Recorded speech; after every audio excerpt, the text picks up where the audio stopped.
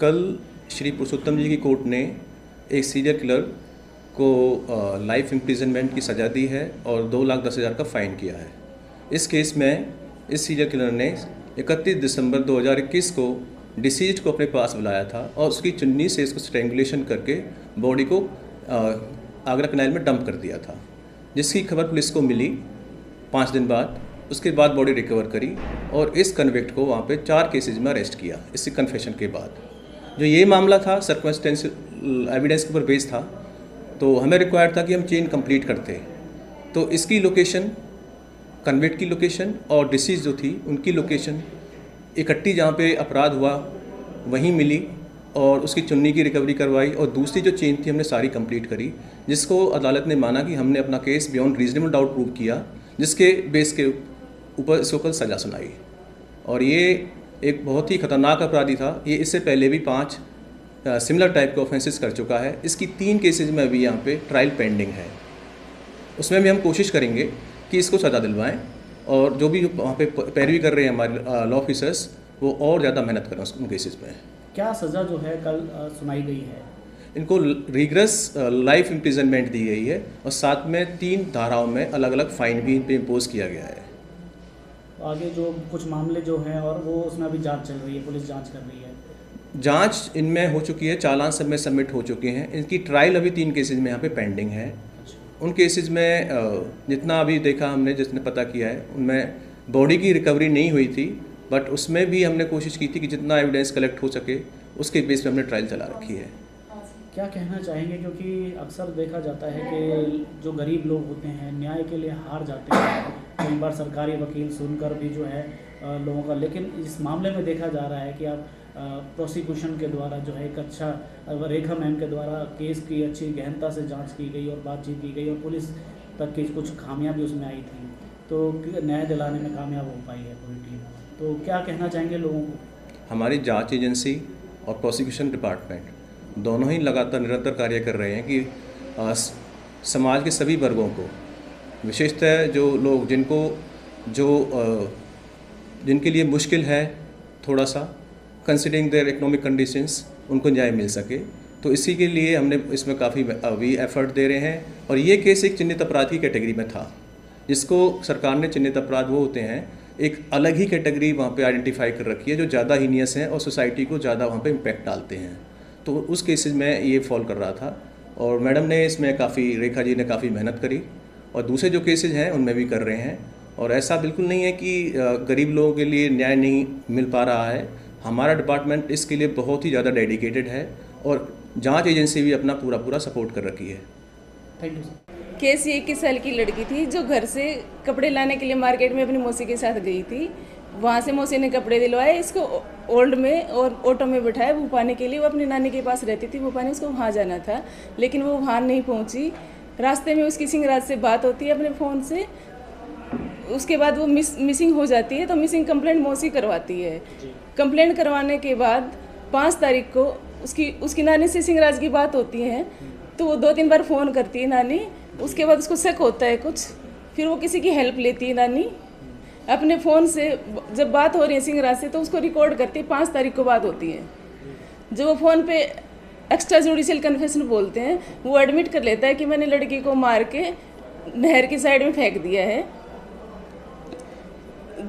उसके बाद नानी वहाँ जाती है पुलिस थाने में, वो एक किसी पेन ड्राइव में डलवाती है उसको, जो भी उसकी बात हुई थी, और पुलिस के सामने रखती है और पुलिस को बताती है कि उसने डेड बॉडी को नहर के पास फेंक दिया है।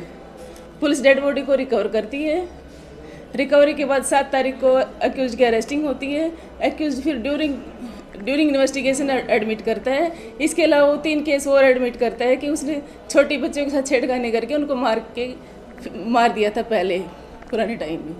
एक मर्डर का भी इसने जुर्म कबूला था इसमें, और जो उनके किसी रिश्तेदार का बताया जा रहा है। जी। तो लगभग टोटल कितने केसेस, मतलब इसके ऊपर बाद में चार्जेस लगे हैं? जो फिलहाल 3 केसेस पेंडिंग है पॉक्सो कोर्ट में, मर्डर के साथ में पॉक्सो की धाराओं में। और ये जो एक केस ये कल 21 तारीख को डिसाइड हुआ है हमारी कोर्ट से, अदालत श्री पुरुषोत्तम कुमार से, एडीजे। क्या सज़ा जो है इसको दी गई और किस किस केस में अब तक ये सज़ा सुनाई गई है? इसके ऊपर इनिशियली जो चार्ज थे वो 376 आईपीसी 302 आईपीसी, 363, 366 आईपीसी और 201 आईपीसी में इस पर चार्ज लगाए गए थे। During the checking of the challan 364 को ऐड किया गया था। इन धाराओं में इसके ऊपर चार्ज चला, ट्रायल चली, लेकिन जब हम 376 को प्रूव नहीं कर पाए, बाद में जब कोर्ट ने सजा सुनाई तो इसको 302 आईपीसी जिसमें लाइफ इम्प्रिजनमेंट प्लस 1 लाख रुपए फाइन, 364 में लाइफ इम्प्रिजनमेंट प्लस 50,000 रुपये फाइन और 201 जिसमें खुर्द-बुर्द करते हैं एविडेंसेस को, जैसे इसकी सिम को तोड़ के फेंक दिया था, उसमें 3 साल की सज़ा और 10,000 रुपये फाइन। क्योंकि लड़की SC/ST कास्ट से बिलोंग करती थी तो SC/ST एक्ट में इसको लाइफ इम्प्रिजनमेंट प्लस 50,000 रुपये फाइन। ये कल अदालत ने सुनाया फैसला।